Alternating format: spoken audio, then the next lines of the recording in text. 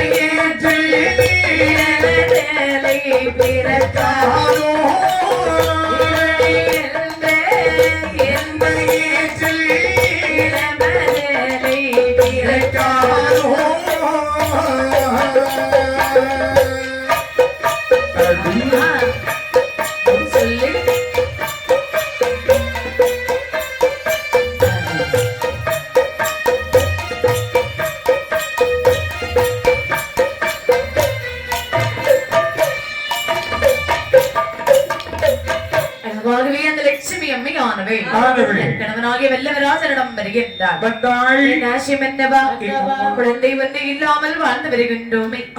குழந்தை இல்லாமல் நம்முடைய வாழ்க்கையை பார்க்கும் போது பார்க்கக்கூடிய பெண்கள் என்ன சொல்வார்கள்? அதோ மலடி வருகின்றாள், இதோ இருளி வருகின்றாள்.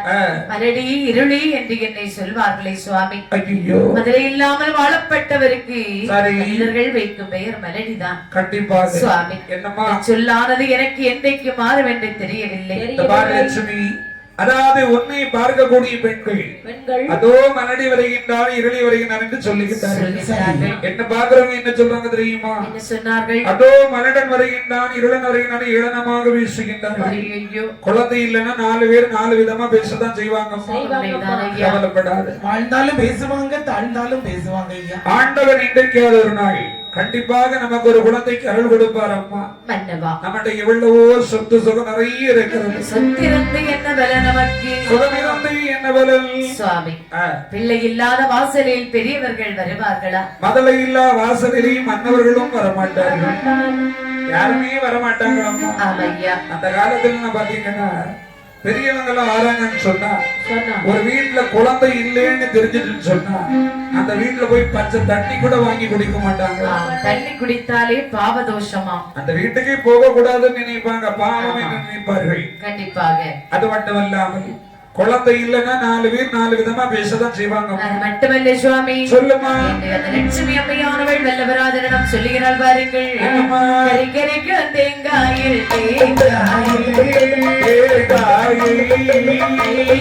குழந்தை இல்லை, குழந்தை இல்லை, கரைக்கரைக்கும் குழந்தை இல்லை,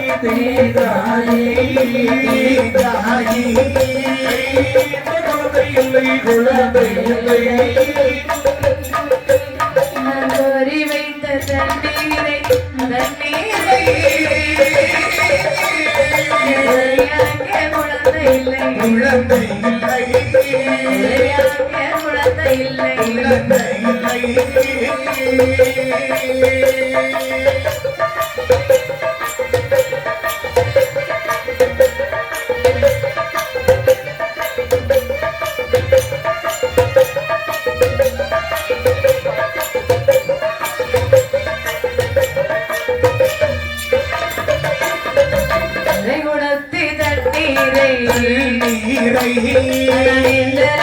பிள்ளை இல்லை, பிள்ளை இல்லை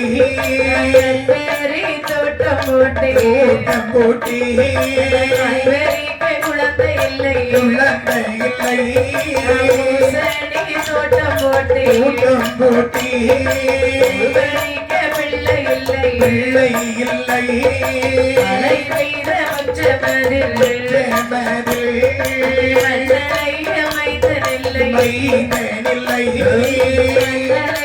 விளையாடி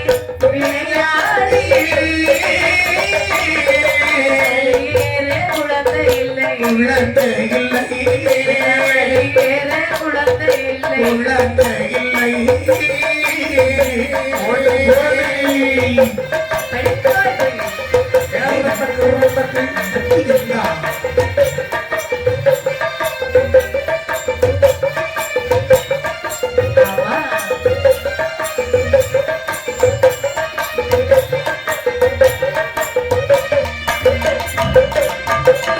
பார்த்தால் லட்சுமி அம்மையை சொல்லுகின்றார் என்ன சொல்லுகிறார் சுவாமி என்னம்மா கரைக்கும் தேங்காயில் கையேந்த குழந்தை இல்லை மழை பெய்த முற்றத்தில் மண் அலைந்து விளையாட மைந்தன் இல்லை நிறைகுடத்து தண்ணீரை குறையாக்க குழந்தை இல்லை சுவாமி நாம் என்ன பாவம் செய்தோமோ தெரியவில்லை ஒரு பாவம் செய்யவில்லை அம்மா என் குழந்தை இல்லை என்று தெரியவில்லை நாதா என்று வேறு என்ன சொல்கிறாள் வாருங்கள் சுத்தி இருந்து என்ன வேலல் மனசுலமிருந்து என்ன வேலல்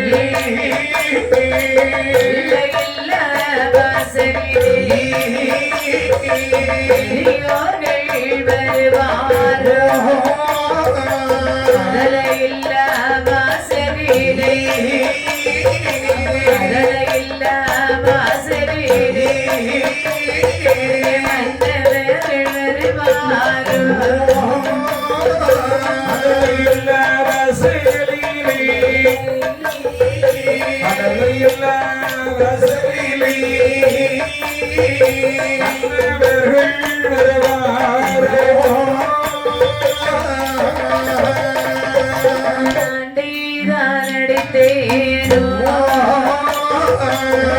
கொடுமை செய்தேனோ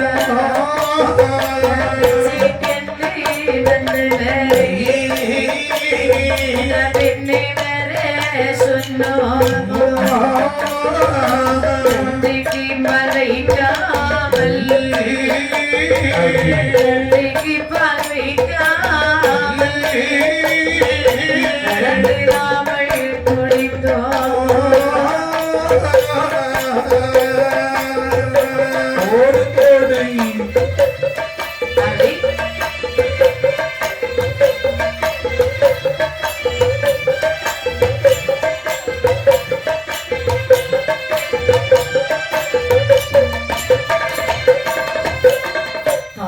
லட்சுமி அம்மையானவள் நல்லவராஜ மன்னனிடத்தில் வருகின்றார். வந்து என்ன சொல்லுகிறாள்? என் ஆசை மன்னவா, குழந்தை இல்லாமல் வாழ்ந்து வருகின்றோமே. ஆமா, நாமல் ஒருவேளை ஏதாவது பாவங்கள் செய்தோமா? ஒரு பாவம் செய்யவில்லை. ஒத்தை குறைத்தோமா? குறைமறைக்கால் அளந்தோமா? ஆட்டி அடித்தோமா? அறக்கொடுமை செய்தோமா? என்று வந்தவரை பின்னே வர சொன்னோமா? நம்ம வீட்டுக்கு யாராவது பிச்சைக்குன்னு வந்தாங்கன்னா நேர வீட்டுக்குள்ள கூட்டிட்டு வந்து தலைவாழ இலை விரித்து நமக்கு சாப்பிடுறதுக்கு இருக்குதோ இல்லையோ அவங்களுக்கு முதல்ல நிறைய சாப்பாடு கொடுத்து அவங்களை சாப்பிட வச்சு நம்ம அழகு பார்த்தோம்ல. ஆனா இந்த காலத்துல அப்படி தலைவாழ இலை விரித்து சாப்பாடு சமைத்து கொடுத்தால் என்ன ஆகும் தெரியுமா? காதுல கழுத்துல கையில விரல்ல கிடக்கிறதுல கலத்திட்டு ஓடிடுவாங்க. ஆமா, இப்பெல்லாம் யாரையும் நம்பி வீட்டுக்குள்ள ஏத்த முடியாது. ஆமா, அதுக்கு நமக்கு உயிருக்கு உத்தரவாதம் கிடையாது. ஆனா நான் ரொம்ப நல்லவன். ஆமா, எல்லாரும் என்ன ஊர்ல நிறைய பேர் சொன்னாங்க நீ நல்லவன். ஆமா ஐயா என்று அந்த லட்சுமி அம்மையானவள் கணவனிடத்தில் எழுத புலம்புகின்றாள். சரி, எழுத புலம்பிய லட்சுமி அம்மை சொல்லுகின்றாள், என்னம்மா சுவாமி, நமக்கு என்ன பாவம் செய்தோமோ தெரியவில்லை. ஒரு பாவம் செய்யவில்லை. குழந்தை இல்லாமல் தான் நாமல் இன்னும் வாழ்ந்து வருகின்றோம். ஆண்டவன் ஏனோ நாமல் 2 பேரை இப்படி அழுது புலம்ப வேண்டும் என்று நம்ம தலையில் எழுதிவிட்டார் போல் இருக்கிறது. உங்களையும் தாமாறு செய்தவர் மக்கள் என் இல்லாதார் மகப்பெறா வானவர்தன் புகழ்வரார் என்று சொல்லக்கூடிய வள்ளுவரின் வாக்கின்படி இல்லை இல்லாமல் வாழப்பட்டவருக்கு மேல் உலகத்தில் கூட இடமில்லை என்று சொல்வார்கள். அப்படி இருக்கு நமக்கு குழந்தை இல்லாமல் வாழ்ந்து வருகின்றோம். நாம் வாழ்ந்து வரக்கூடிய வாழ்நாளிலே நான் அல்லது நீங்கள் இறந்து போனீர்களே, ஆனால் என் ஆசி மன்னவா செத்திறந்து போனாலும் செய்யும் கடன் யார் தீர்ப்பார்? செத்திறந்து போனாலும் செய்யும் கடன் யார் தீர்ப்பார்?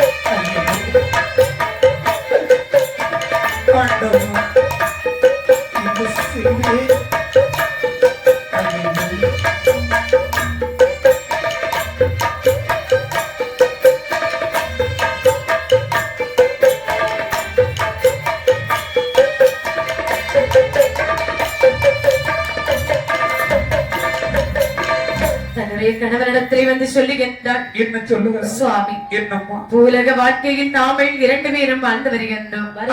நேர்குமளி போன்ற இந்த பூலக வாழ்வில் நான் அல்லது நீங்கள் இறந்து போனீர்களே, ஆனால் அங்கம் சுமந்து நமக்கு அழுது வர ஒரு குழந்தை இருக்கிறதா சுவாமி? ஐயோ, கொள்ளி வைத்து குடமுடைக்க நமக்கு ஒரு குழந்தை வேண்டாமா? அங்கம் சுமந்து நமக்கு அழுது வர ஒரு குழந்தை இல்லையே. அப்பா அப்பா என்று அழுது வருவதற்கு ஒரு குழந்தை வேண்டாமா? என் மனசுல பெரிய கவலைன்னா அந்த பெரிய கவலை ஒண்ணு அதுதான். பிள்ளை இல்லாமல் வாழ்ந்து வருகின்றோம். சரி, என்னாசியம் என்னவா என்று சொல்லி அந்த லட்சுமி அம்மையானவள் தன்னுடைய கணவனிடத்தில் அழுது புலம்புகின்றாள். இப்படி அழுது கொண்டிருக்கிற போது லட்சுமி அம்மையானவள் சொல்லுகின்றார். சுவாமி, என்னம்மா வீட்டிலே அழுது கொண்டிருந்தால் என்ன ஆவது? இப்போ இப்படி இருந்து அழுது விட்டுறோம்னு சொன்னா நமக்கு ஏதாவது காரியம் நடக்க போகுதா? இல்லை. அப்படியானால் லட்சுமி இப்ப என்ன செய்யலாம் என்று சொல்லுகின்றாய்? என் ஆசை என்னவா? சொல்ல